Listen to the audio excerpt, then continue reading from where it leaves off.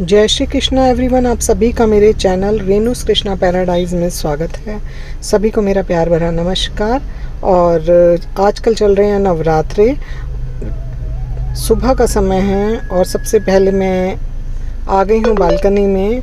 बैठूँगी यहाँ पर 15-20 मिनट, अपनी हेल्थ ड्रिंक पीऊँगी, साथ ही अपनी ब्रीथिंग एक्सरसाइज करूँगी, मेडिटेशन करूँगी। बहुत ज़्यादा अच्छा लगता है। यहाँ पर हरियाली है, ठंडी हवा है, पक्षी आते हैं मेरी बालकनी में। यहाँ पर मैं पानी और दाना रखती हूँ तो कबूतर आते हैं, कोयल आती हैं। बहुत अच्छा लगता है यहाँ पर। और ये 20 मिनट तो मेरे लिए लाजमी है बालकनी में बैठना। रोज़ ही मैं आकर यहाँ पर बैठती हूँ। बहुत सुकून मिलता है। और उसके बाद तो पूरा दिन बिज़ी ही रहता है। नवरात्रि की पूजा होती है। नवरात्रि की पूजा में थोड़ा सा तसल्ली के साथ हम करते हैं, तो यहाँ पर एक रिलैक्स मूड के साथ फिर मैं अपना नहाना धोना करती हूँ, अपनी पूजा वगैरह करती हूँ। ब्रेकफास्ट वगैरह जो भी बनाना होता है उसके बाद मैं बनाती हूँ और इस तरह से दिन शुरू हो जाता है हमारा।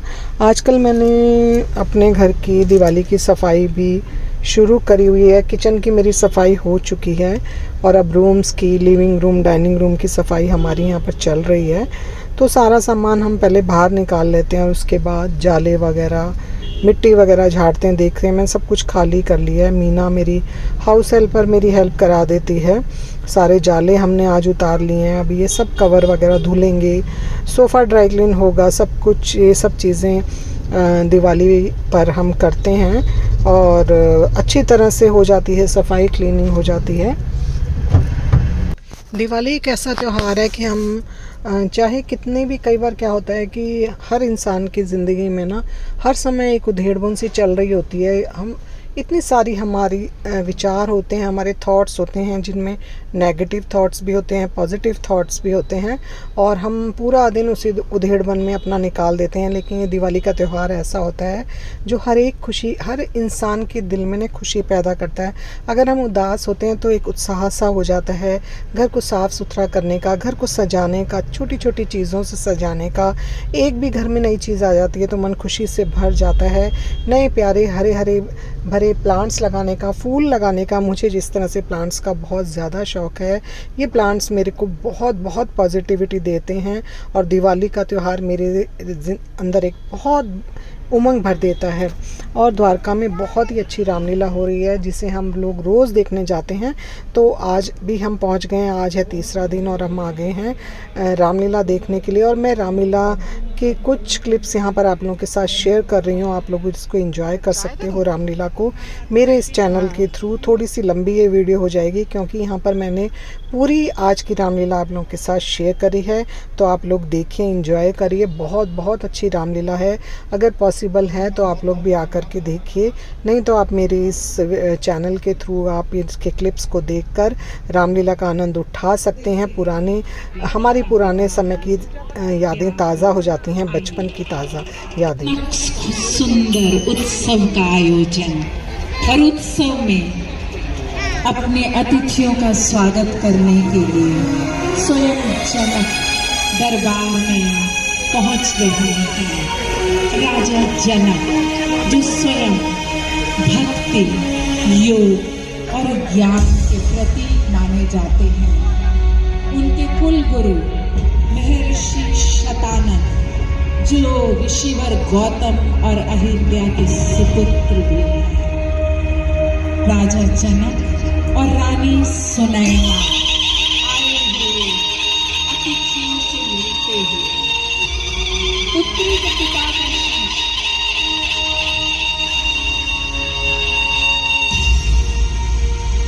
सदैव श्रेष्ठ रहा है, जिसके ज्ञान और प्रकाश के बिना वो जीव कभी उन्नति कर ही नहीं सकता। वह भी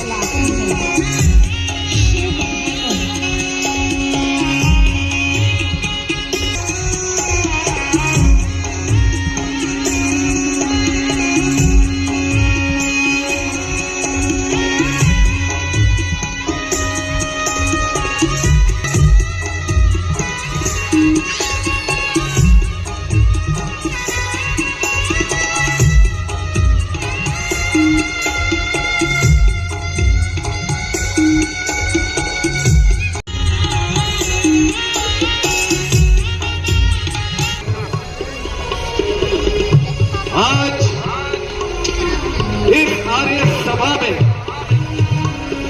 यह निर्णय होगा कि पुत्री सीता के लिए योग्य वर कौन होगा, और वही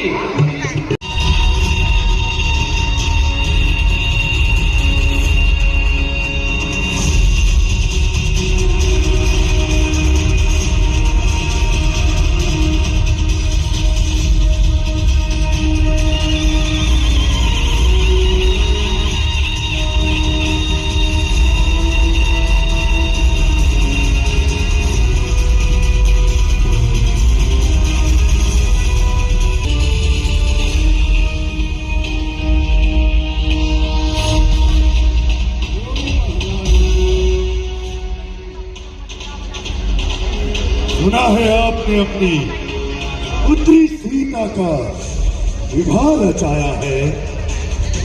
हाँ रावण, आज मेरी पुत्री सीता का स्वयंवर। महाराज जनक राज पुरुष ही नहीं अपितु त्रिलोकेश्वर भी हूं। वर्ण से ब्राह्मण, ब्रह्मा का वंशज रावण, फिर मेरे रहते ये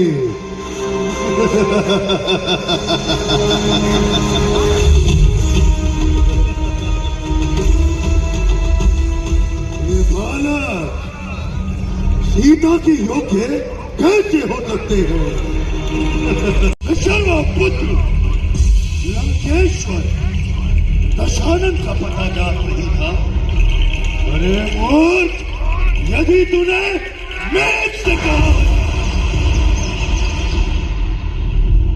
वो अपनी घोर घटना द्वारा खुद तक संदेश पहुंचाता। यदि तूने सागर के मध्य हाथ बहाए होते,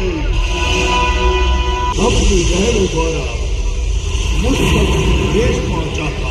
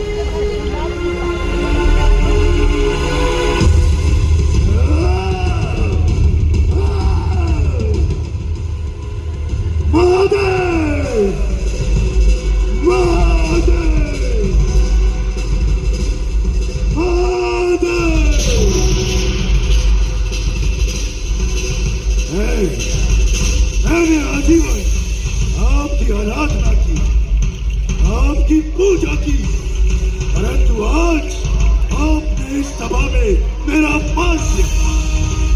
धनुष भी आपका, वक्त भी आपका, फिर भी मैं इस धनुष को उठा सकने में असफल रहा। इसका कारण तुम स्वयं हो रावण। तुम्हारा अहंकार ही तुम्हारी असफलता का कारण है। तुम्हारे अहंकार और क्रोध के कारण तुमने धनुष की आराधना करना भी आवश्यक नहीं समझा। रावण, हर काम केवल बल से संभव नहीं होता। इसी क्षण मिथिला त्याग दो और वापस लौट जाओ अपनी लंका में।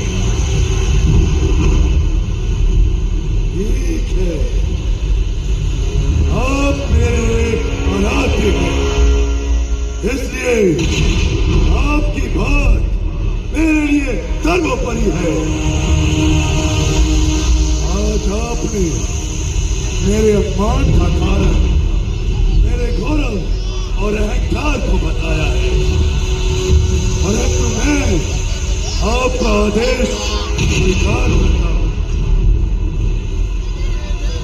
और इस सभा से प्रस्थान सात करता सिंह हूँ। वर्मा का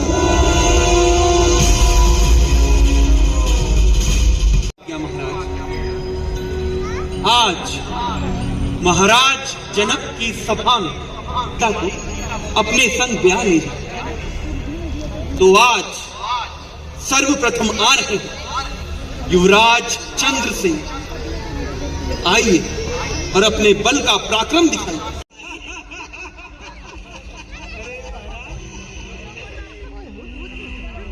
अब कीर्तिपुर के महाराज युवराज कीर्ति भानु आई।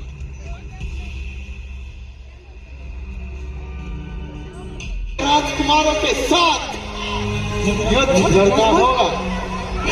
किसी में है इतना साहस। प्रणाम गुरुवर। बिना राज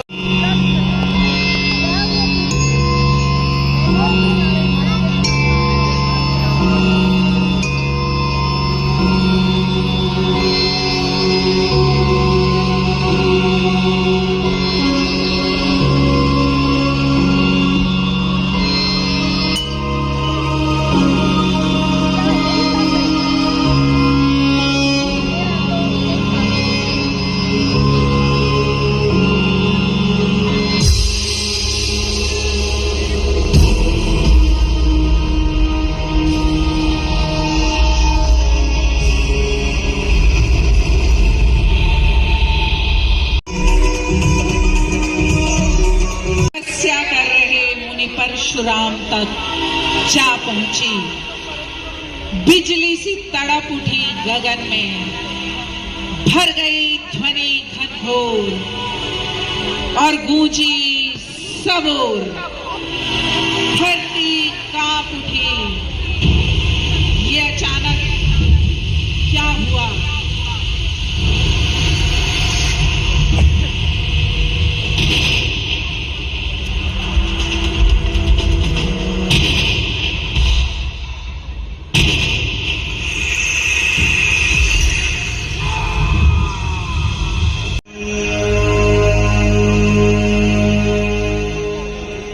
प्रणाम भद्रश्री, आपका अपना राज्य में स्वागत है।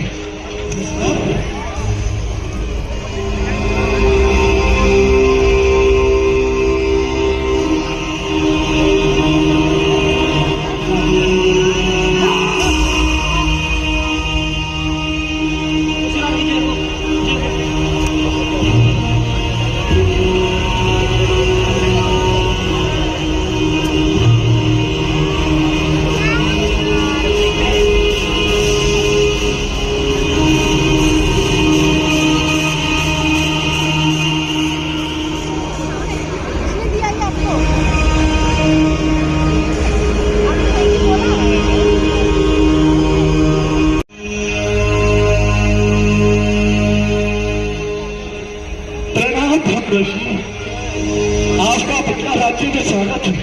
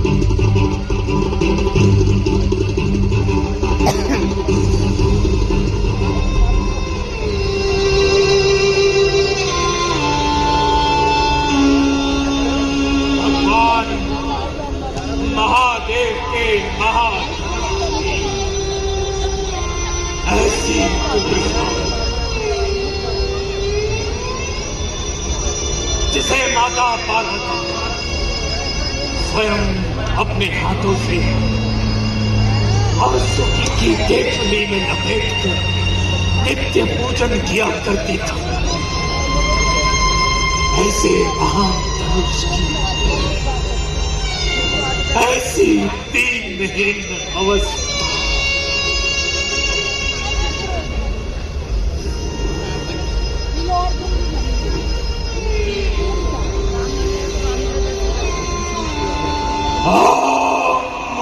जनक, मूढ़ जनक, ये धनवाद किसने तोड़ा है? किसने भरे स्वयंवर में सीता से नाथा जोड़ा है? अत्यंत शीघ्र बदला वरना सब चापट कर डालूंगा। धरती पर है राज मेरा, सब उलट पलट कर डालूंगा।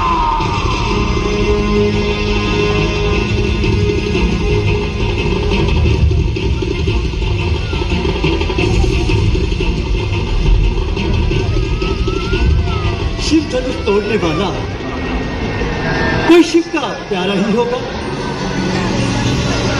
जिसने ऐसा अपराध किया वो दास आपका ही होगा।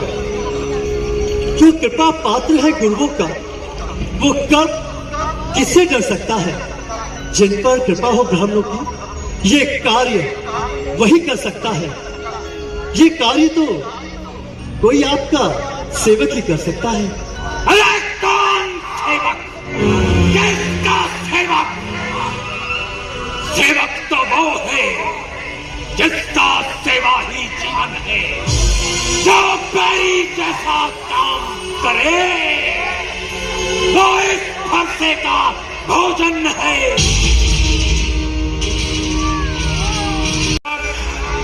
तेरा परिचय? प्रणाम ऋषि वरुण।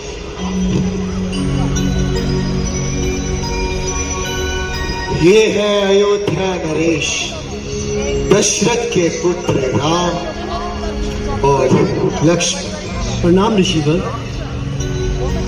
राम, हे राम बना है अगवा तो इस क्षत्रिय दल की गाड़ी में, इसलिए मिसाल वो याद आया कि तिनका है चोर की दाढ़ी में। क्षमा कीजिएगा मुनिवर, सुख का संवाद कभी दुख का कारण बन जाता है। मीठा और मधुर बोलने से तोता पिंजरे में आता है। जो ज्यादा मीठा होता है वो अपना नाश कराता है। मीठे गन्ने को देखो तोलू में पेरा जाता है। भैया ने मीठे वचन कहे तो क्रोध और चढ़ाया है। में बोल उठे इसलिए दोषी ठहराया है। अच्छा अपराधी हम ही सही, हमने ही शहर निचोड़ा है। जो करना हो सो कर दे आप, कि शिव धनुष हमने ही तोड़ा है।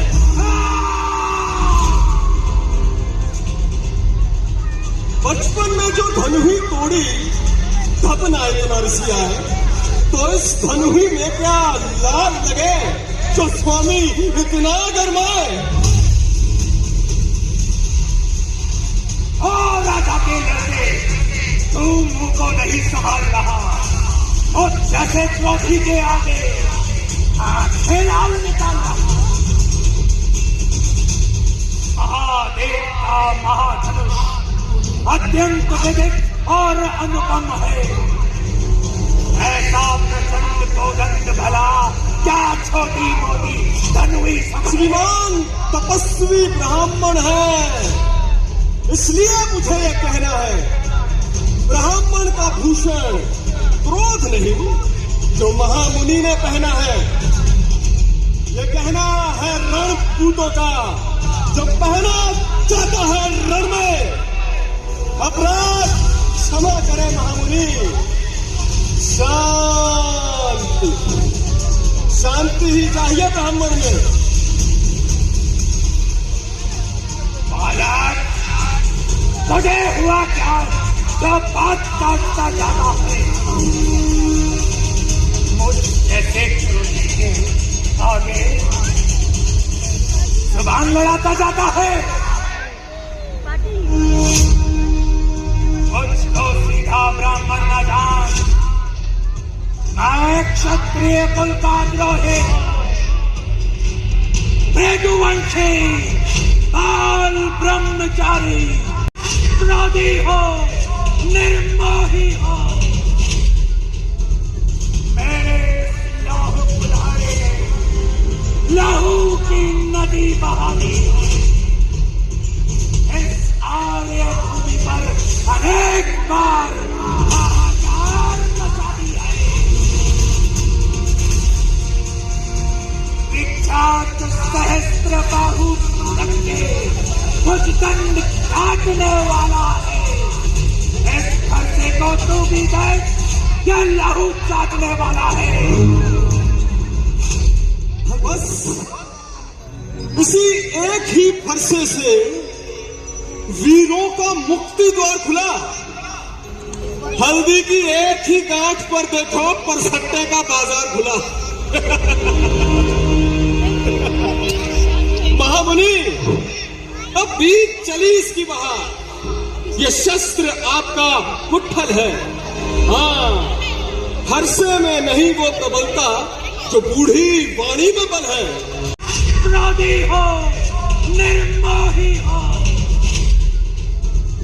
मेरे लहू कुल्हाड़े ने लहू की नदी बहा दी। इस आर्य भूमि पर अनेक बार हाहाकार मचा दी है।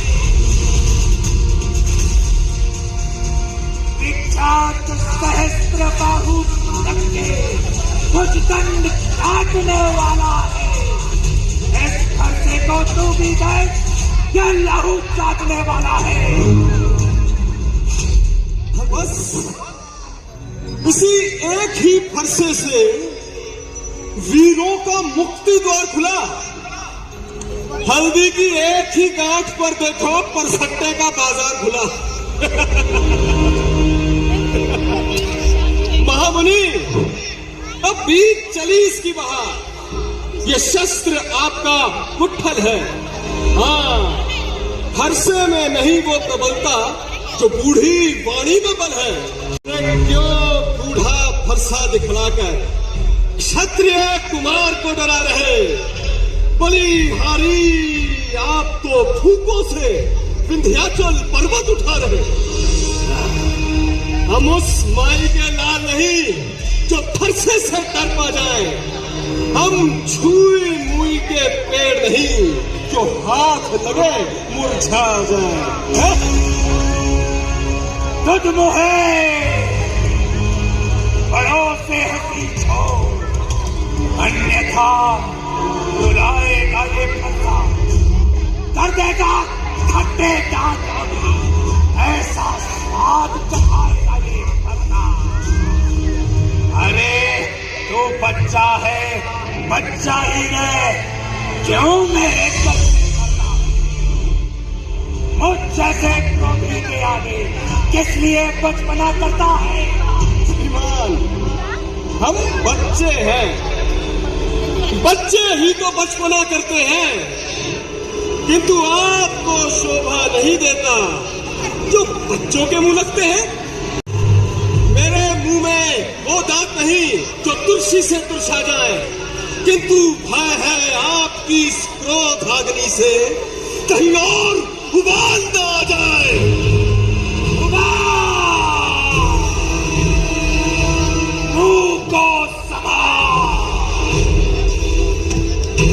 भगवान,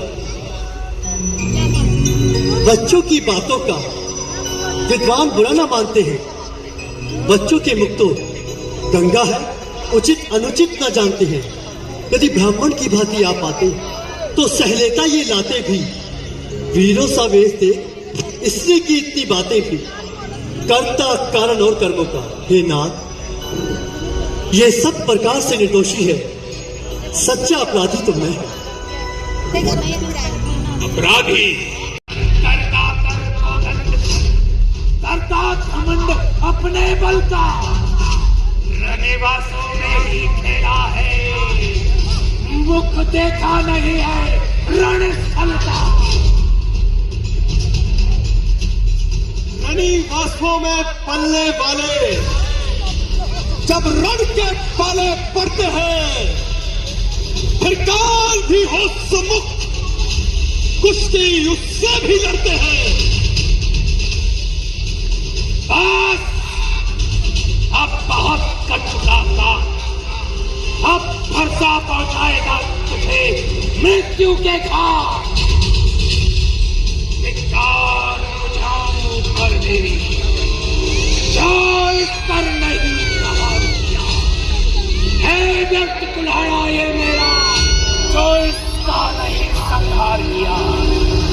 अब सवाल बालवत का नहीं, जब खुद ये मरना चाहता है, मत देना कोई दोष मुझे, अब फरसाई से छांटता है।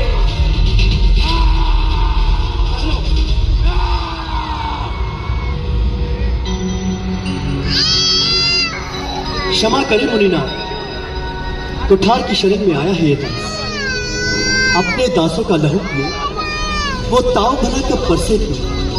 मृगनाथ हमारी गर्दन तो छाया में इस पर से, इसे काट भी डालो तो क्या चिंता। अनुरागी न्योछावर है विप्र के चरणों में, ये शरीर बड़भागी है। हम करें ब्राह्मणों की सेवा, स्वामी ये धर्म हमारा है। हम झुके ब्राह्मणों के आगे, ये पहला कर्म हमारा है। ये अधिकार ब्राह्मणों को ही है जो सरताज हमारे होते हैं। मुनिराज ब्राह्मणों के द्वारा सब काज हमारे होते हैं, ये दया ब्राह्मणों की ही है। सीता से नाता जोड़ा है, ये कृपा ब्राह्मणों की ही है। ये शिव धनुष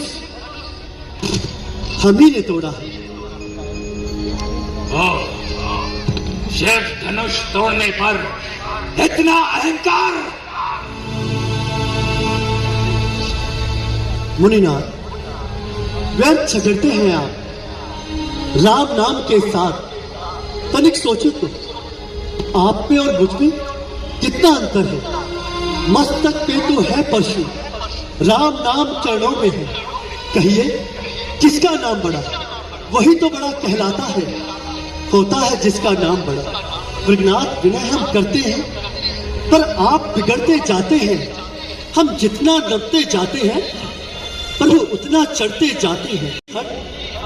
इतनी झुलझुला है, इतना भी क्रोध नहीं अच्छा। मिलने में है आनंद सदा, ये बैर भाव नहीं अच्छा। अभिमान प्रशंसा रोष नहीं, अपना स्वभाव कहता है। हमें अत्यधिक छेड़ता है कोई तो मौन नहीं रहते हैं हम। रघुकुल का रक्त चुनौती पर रणभद्र खोलने लगता है, फिर महाकाल भी हो समुख उससे भी लड़ना पड़ता है। बातों से तो तुम उद्दंड प्रतीत नहीं होते। राम उद्दंड नहीं है तो उद्दंडता किसे कहते हैं? शिव का महान धनुष भंग कर दिया और कहते हो उद्दंड नहीं हो। ऋषिवर, मात्र एक दुर्घटना पतंचा चढ़ाने का प्रयास किया था। इतनी झुलझुला है, इतना भी क्रोध नहीं अच्छा। मिलने में है आनंद सदा, ये बैर भाव नहीं अच्छा। अभिमान प्रशंसा रोष नहीं, अपना स्वभाव कहता है। हमें अत्यधिक छेड़ता है कोई तो मौन नहीं रहते हैं हम। रघुकुल का रक्त चुनौती पर रणभद्र खोलने लगता है, फिर महाकाल भी हो समुख उससे भी लड़ना पड़ता है।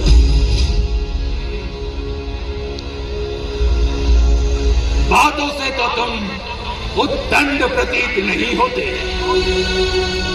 राम उद्दंड भी नहीं है। तो उद्दंडता किसे कहते हैं?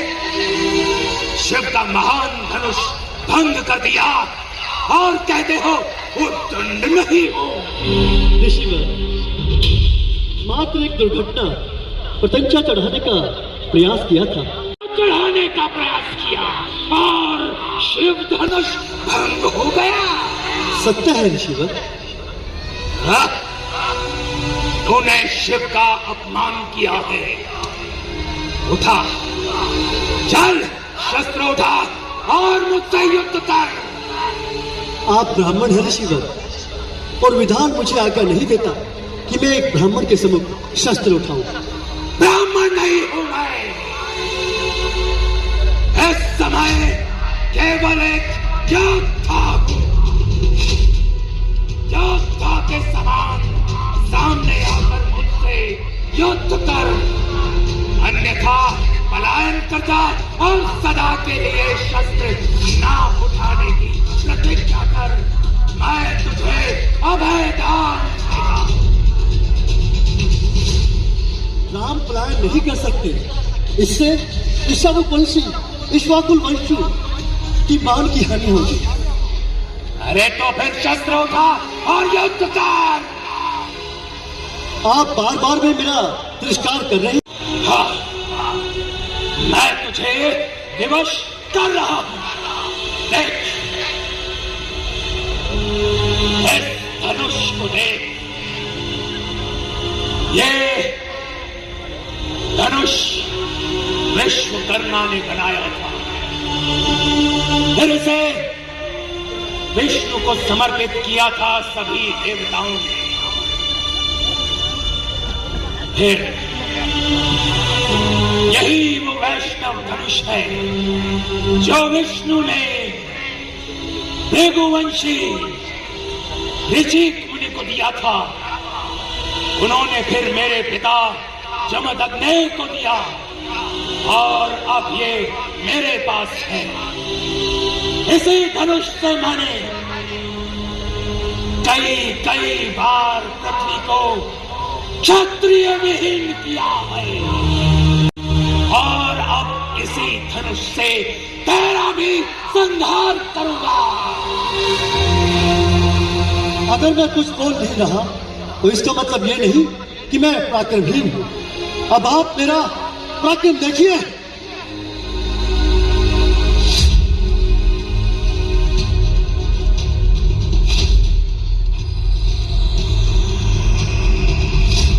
आप ब्राह्मण हैं, हमारे पूजनीय हैं और गुरु विश्वामित्र के आप संबंधी हैं। मैं ये बाण आपके ऊपर संघार नहीं कर सकता, परंतु मेरा ये बाण जो आपको अतिशीघ्र आने जाने की शक्तियां प्राप्त हैं, मैं उन्हें नष्ट करूं या आपने जो तपस्या करके पुण्य कमाया है उन्हें नष्ट करूं?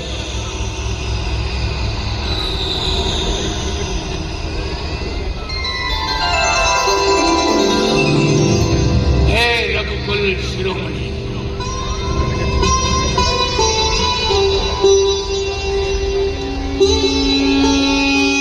एक वचन के अनुसार मैं पृथ्वी पर रह नहीं सकता। इस कारण आप मेरी गमन शक्ति नष्ट ना करें। मैं अभी मन की गति से महेंद्र पर्वत पर चला जाऊंगा और तपस्या में लीन हो जाऊंगा। उचित है मुनिवर। अभी तक मैंने तपस्या से जो पुण्य कमाए थे, आप उन्हें नष्ट कर दें। मैं उन्हें अपनी तपस्या से पुनः प्राप्त करूंगा।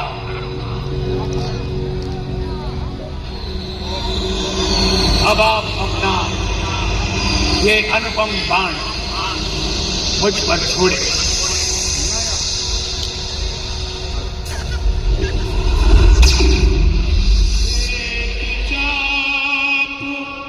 आप ही चली गया परशुराम मन विस्मय भय। अब मैं समझ गया कि संसार में दानवों का अंत करने के लिए प्रभु का अवतरण हो चुका है। अब मैं निश्चिंत हुआ।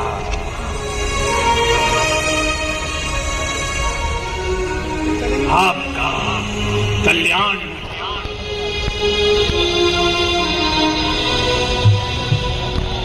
सखी सुंदर चतुर गावही मंगलाचरण।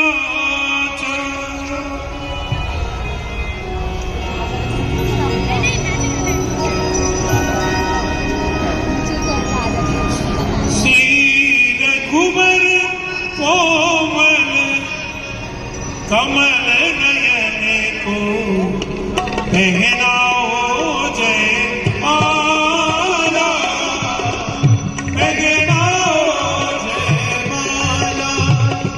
श्री रघुवर अतुलित बल के भाव को पहनाओ जय माला, पहनाओ जय माला।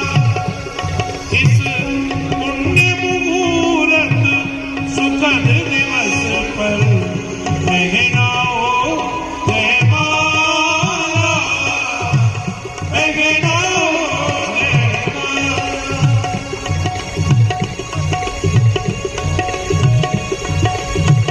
चतुर सखी लखी कगा बुझाई, पहिरावहु जय माल सुहाई।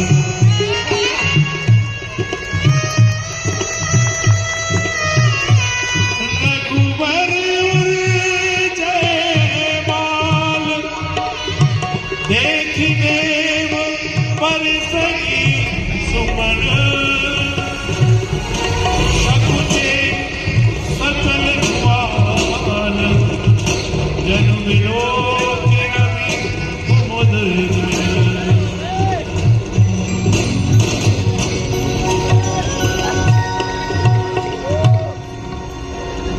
जय रघुनंदन जनक किशोरी।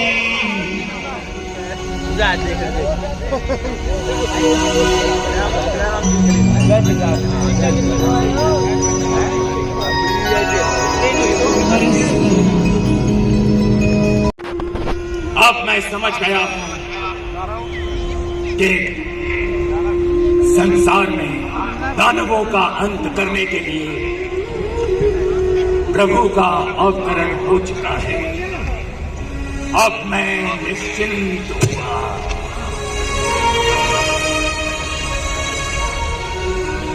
आपका कल्याण।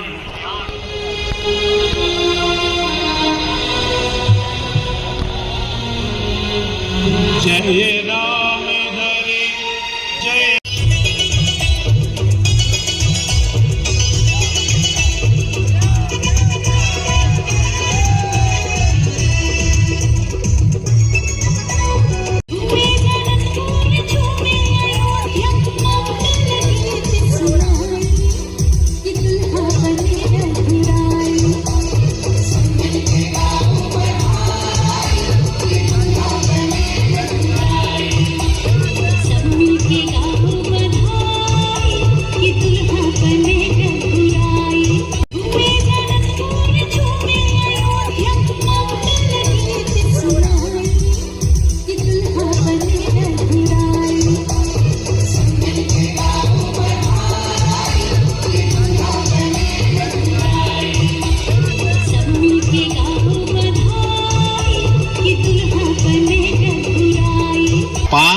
वर्ष से जिस घड़ी की प्रतीक्षा पूरा समाज कर रहा था, हमारे जीवन का हर्ष का सबसे बड़ा क्षण वो आ गया है।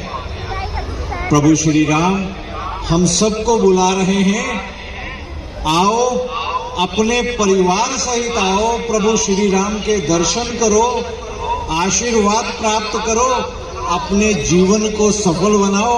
यही निमंत्रण विश्व हिंदू परिषद की तरफ से लेकर हम सब आपके बीच में उपस्थित हुए हैं।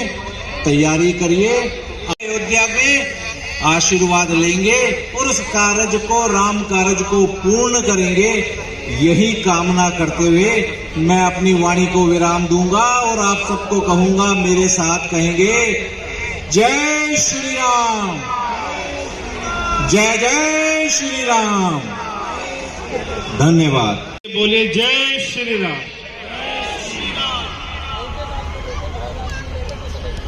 आज मुझे बहुत ही खुशी हो रही है इस बात की कि पूरे भारत में अगर सबसे सुंदर रामलीला, ना केवल दिल्ली की, मैं पूरे भारत की बात कर रहा हूं, पूरे भारत में अगर सबसे सुंदर रामलीला कहीं पर हो रही है तो वो आज पश्चिमी लोकसभा में, द्वारका में आप इसी रामलीला का आनंद ले रहे हैं। पूरे देश की सबसे सुंदर रामलीला। मैं ये 7 दिनों में लगभग 50 रामलीलाओं में जाऊंगा और जो सबसे पुरानी रामलीला होती है लाल किला वाली, वो भी मैंने कई बार देखी। अभी मैं कपिल खन्ना जी से यही बात कर रहा था कि मैं इतनी सुंदर और इतनी अच्छी रामलीला, जहां पर ऐसे झूले हों, इतना अच्छा चाट हो, इतने लोगों की बैठने का स्थान हो, अभी मैं निश्चित रूप से कह सकता हूं कम से कम अगर मैं पूरे स्थान की बात करूं तो 1 लाख आदमी अभी स्थान पर बैठा है।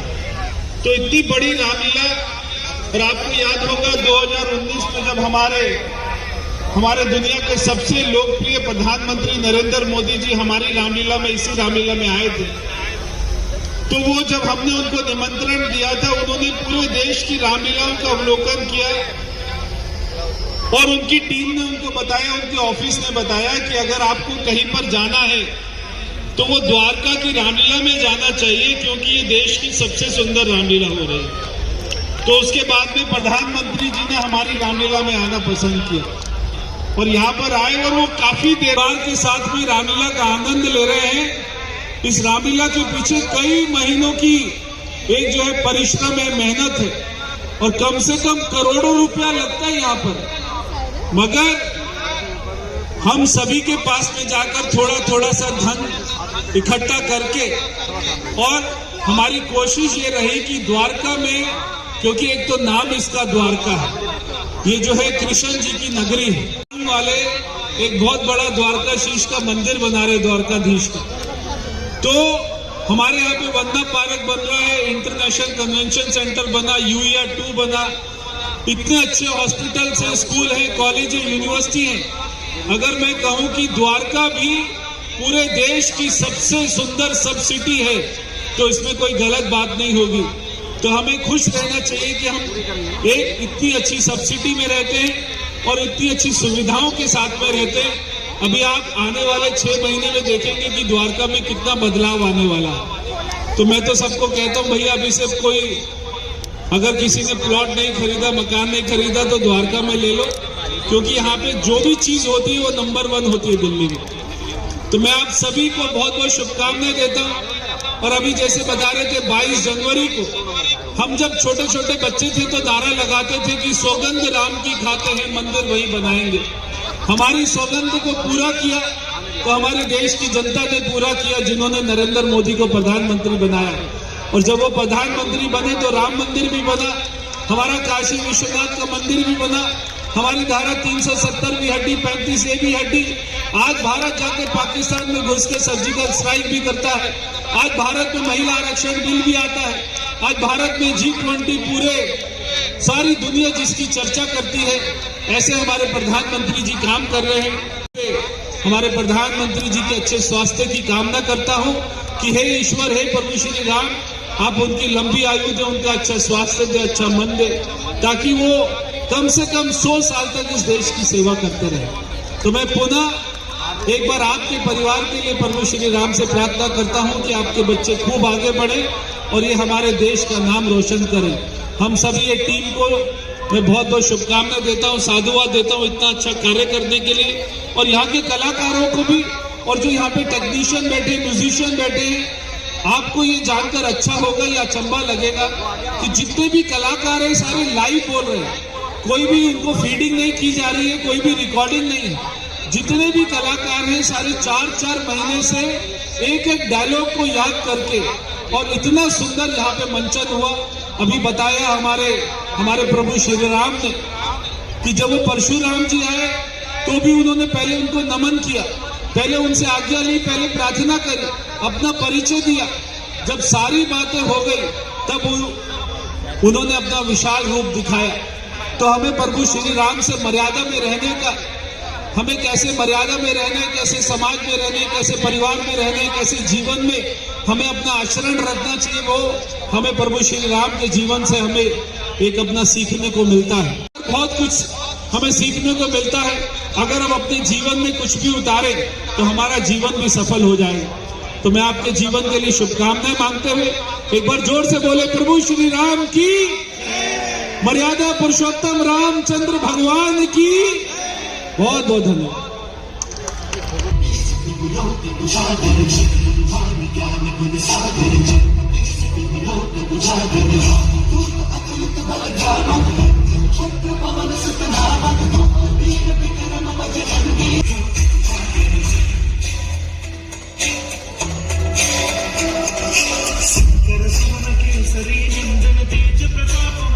बलशाली महाराजा दशरथ की 3 पत्नियां, सबसे बड़ी कौशल्य, फिर कैकेयी और सुमित्रा। कैकेयी जो वीरांगना है। पहले दिन हमने जाना महाराज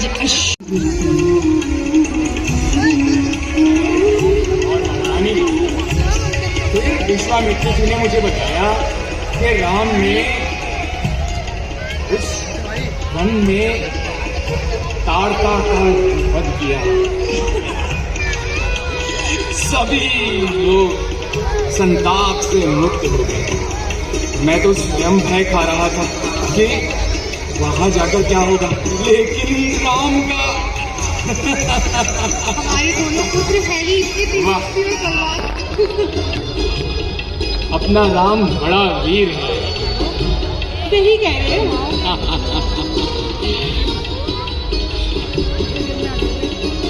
अच्छा, राज की जय हो।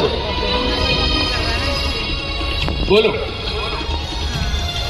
महाराज, कैकेयी प्रदेश से महारानी कैकेयी के भ्राता युधाजी पधार चुके हैं।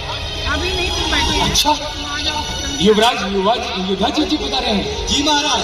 भेजिए उन्हें भेजिए। वाह, कैकेयी आपके भ्राता आए हैं। बहुत दिनों बाद दर्शन करेंगे। परंतु पुत्रों का पता नहीं।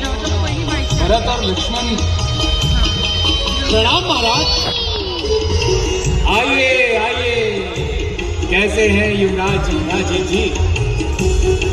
सब कुशल मंगल है महाराज। और कैकेयी प्रदेश में अश्वपति महाराज कैसे हैं? महाराज, पिताश्री ठीक है, किंतु उनका स्वास्थ्य ठीक नहीं रहता और वो भरत को बहुत याद करते हैं। अरे महाराज, ऐसी भी क्या जल्दी है? 2 राजकुमार तो आपके पास है ही। भरत और शत्रुघ्न को कुछ दिन ननिहाल का आनंद लेने दीजिए। किंतु जैसे ही आप उनको बुलवाने के लिए आदेश भेजेंगे, हम तुरंत उनकी व्यवस्था करवा देंगे। कैकेयी राम से सबसे अधिक प्रेम करती है। वो तो अवश्य ही मान जाएगी, परंतु यदि वो भरत के पक्ष में बोल पड़ी तो चारों भाइयों के मध्य भरत का पक्ष, विवाह में दिए गए वचन के बारे में वो बोल पड़ी तो नहीं, कैकेयी बहुत समझदार है। हाँ, और राम के प्रति उसके प्रेम पर कोई प्रश्न चिन्ह लगाना व्यर्थ है।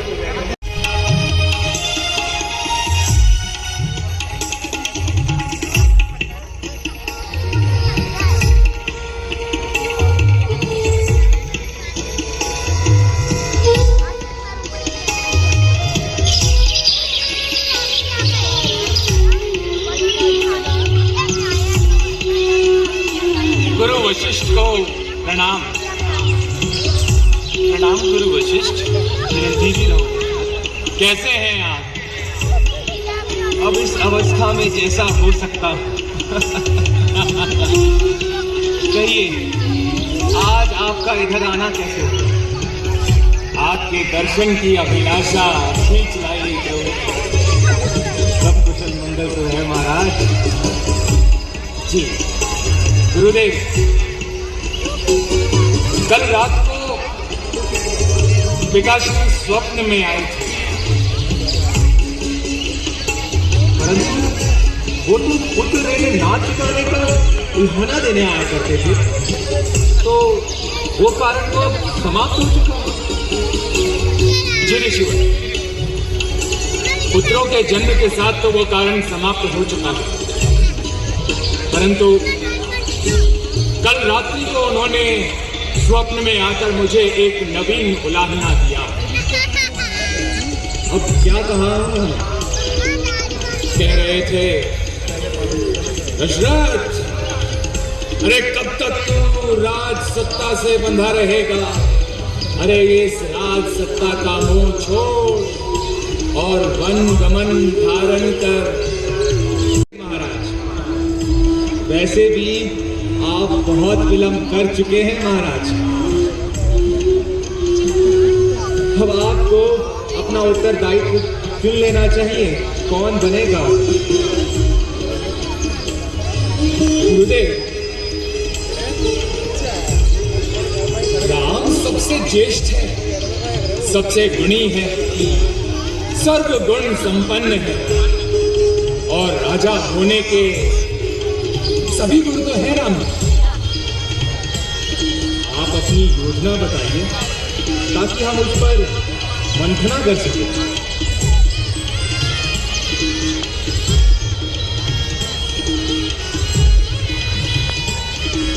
यही बात तो मैं बताने के लिए आपके पास आया था।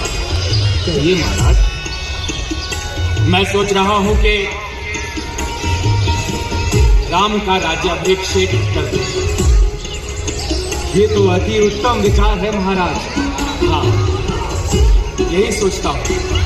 राम को राज सत्ता सौंपकर बस उसके बाद प्रभु में ध्यान लगाऊंगा, वन को जला जाऊंगा। अच्छा विचार है महाराज, परंतु इसके बारे में आपने क्या सोचा है? यदि आपकी आज्ञा हो तो राज्याभिषेक के लिए एक अच्छी सी तिथि निकाल दीजिए, एक अच्छा सा मुहूर्त गुरुदेव। महाराज, इतनी शीघ्रता क्यों? अभी कल ही तो भरत शत्रुघ्न अपने ननिहाल गए, कम से कम उन्हें तो आ जाने दीजिए। गुरुदेव, मैं अधिक प्रतीक्षा नहीं कर सकता। कल रात को पिताश्री से आंखें नहीं मिला पा रहा था। राजमहल पहुंचकर महारानी कौशल्या के कक्ष की ओर बढ़ चले, जहां महारानी कौशल्या माता सीता के साथ आनंद के क्षण व्यतीत कर रहे थे। आओ सीता, भोजन तैयार कर लिया है ना? ई माता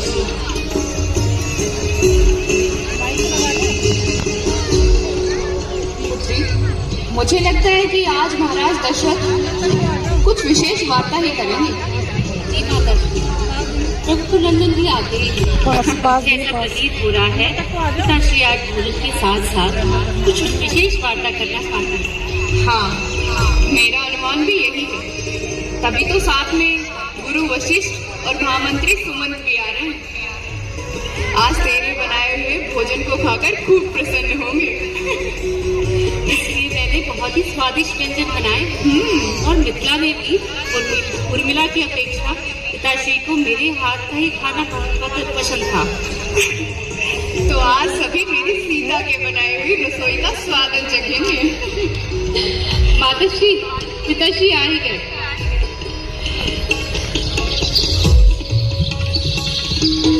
स्वागत है आप सभी का कौशल्या कक्ष में।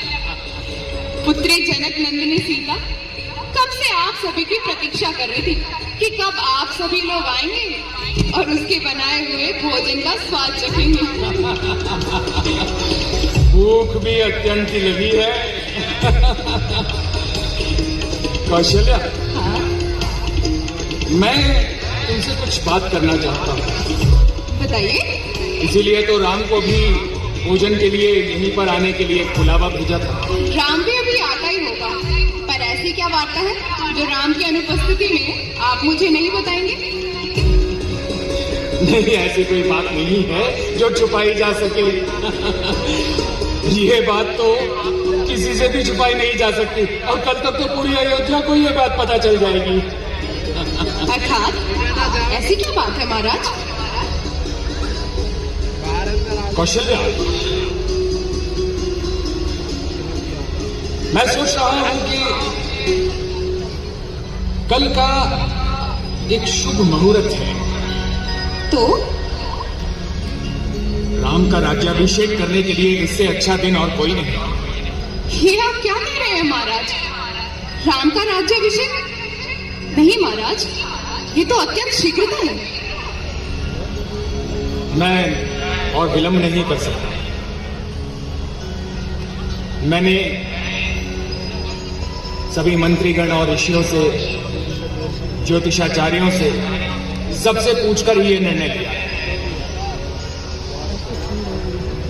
आपने निर्णय ले लिया है महाराज?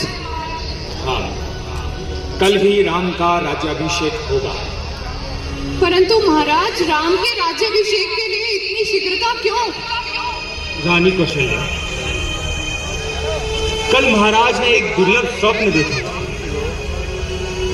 जिसमें वो एक पशु पे विराजमान होकर दक्षिण दिशा की ओर जा रहा है। प्रणाम गुरुदेव। प्रणाम आर्य सुमन। प्रणाम माते। प्रणाम, चिरंजीवी रहो। बड़ा विलंब कर दिया राम तुमने। पिताश्री, ताड़का वन में बिताए मैं और लक्ष्मण उन पलों में खो गए थे, इसलिए देरी से आने के लिए मैं क्षमा चाहता हूँ।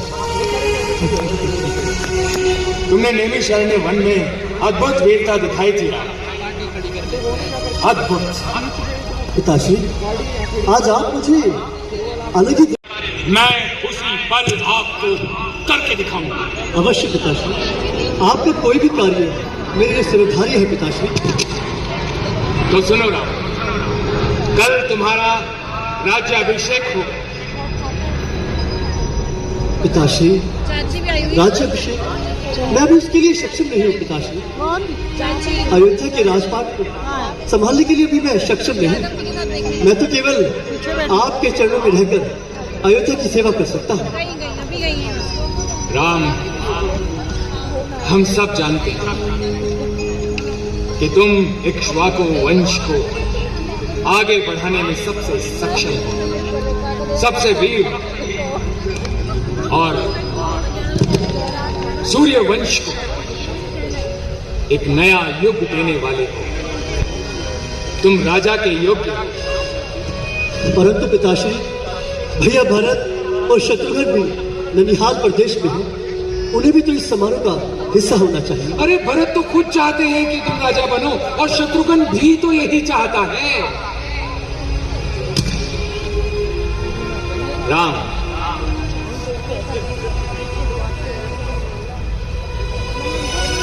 तुम पर बहुत बड़ी जिम्मेदारी है। याद रखना,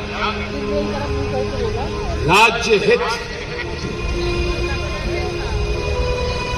पिताश्री, अगर आप मुझ पर इतना ही विश्वास कर रहे तो मैं भली भांति आपका ये वचन निभाऊंगा बिना किसी संकोच के। गले लग जाओ राम, गले लग जाओ। अति शुभ होने दशरथ के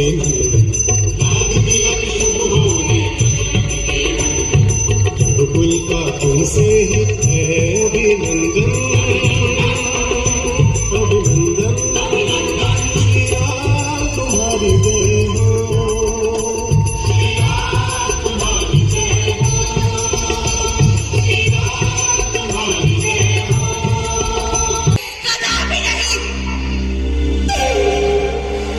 अयोध्या की छोटी से छोटी बात इस मंत्र किया, कौशल्या ने कैकेयी के साथ किया और कैकेयी दशरथ की सर्वाधिक प्रिय। तो आज की रामलीला संपन्न हुई। ये थी आज तीसरे दिन की रामलीला जो मैंने आप लोगों के साथ शेयर की।